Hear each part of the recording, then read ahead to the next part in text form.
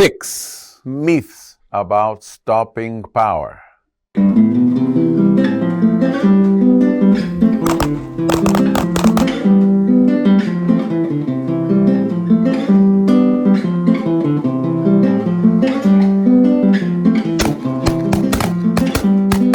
Greetings, friends. I've explained many times on this channel that ballistics is a very complicated science. Extremely complicated, because when a projectile is fired, there are many factors that come into play in that shot. And I think that's why so many myths are generated, so many false beliefs, fantasies that people talk about stopping power, that one ammo is better than another. And that's why I think so many false beliefs are formed, many things that people believe. If the one ammo is better than another, that this type of tip is better than another, that this type of ammo is the latest wonder of humanity. This one, yes, this ammo is the one that's going to solve all the problems of defensive shooting. And that's why we're talking here today about 6 myths that many people have about ammo and stopping power. Myth number 4 is the worst of all. Myth number 1, a person who gets shot flies through the air. Gentlemen, Hollywood and its movies, more than good in this sense, have caused a lot of harm, not only in this type of topic, in many other topics as well.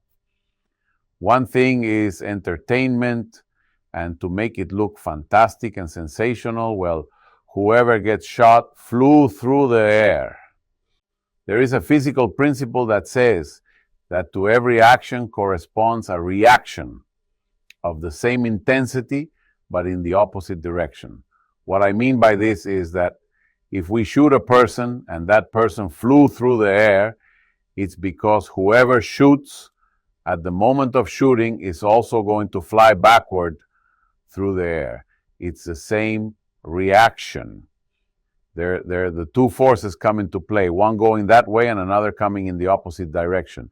So that is a false belief. Imagine, here I have a 9mm round. What impacts a body is this little tip here. Tiny, or maybe something bigger, a 45 or a 50 BMG. This piece of lead here, right? The biggest one I have here to show. An average man can weigh, I'd say 160 pounds, 180 pounds. Someone a bit chubbier like me is around 240 pounds.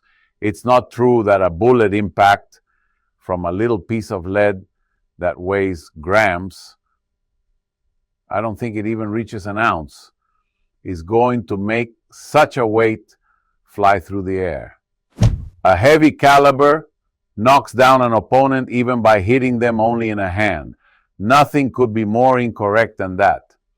Ballistics is very complicated, and the fact that a person collapses and falls has more to do with their vital organs stopping functioning at some point. Usually when a person receives a bullet impact, if that impact is in a vital organ, well, at some point they can collapse. It's not instantaneous. It's not that simply with one shot they're going to collapse. And here I have a 45 caliber cartridge, which I bring precisely because many people say they carry a 45 because with one shot, an arm, a person just collapses. And it's not true. Any projectile, no matter the caliber, how small it is or how big, will collapse a person only when it impacts a vital organ, and the collapse is not instantaneous. The person has to bleed out, weaken. Sometimes it takes seconds, sometimes it takes minutes for that to happen. And for something like that to happen, to collapse instantly, maybe they must receive an impact from a caliber as big as a 50 BMG, that a shot of these in the middle of the chest might incapacitate a person instantly.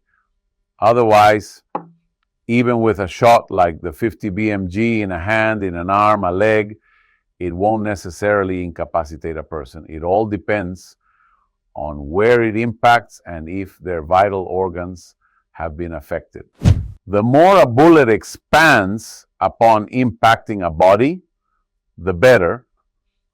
Not necessarily.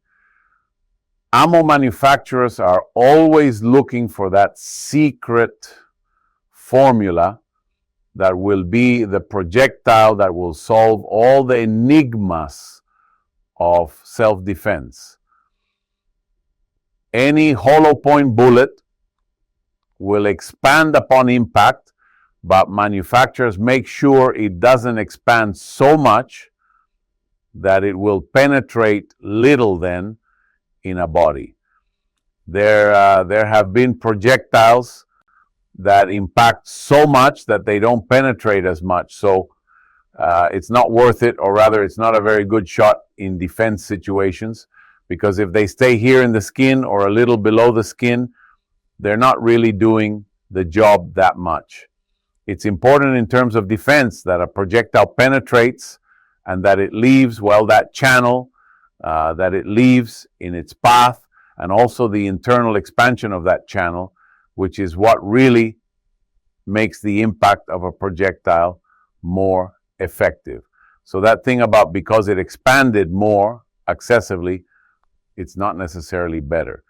The other extreme is a projectile that doesn't expand, which is round nose and tends better to pass through a body. There are even people who receive bullet impacts in round nose bullets, and with the adrenaline of the moment, they don't even feel it until after a while, when they see the blood or the impacts they've received are already taking more effect. Myth number 4, the bigger the caliber, the more lethal.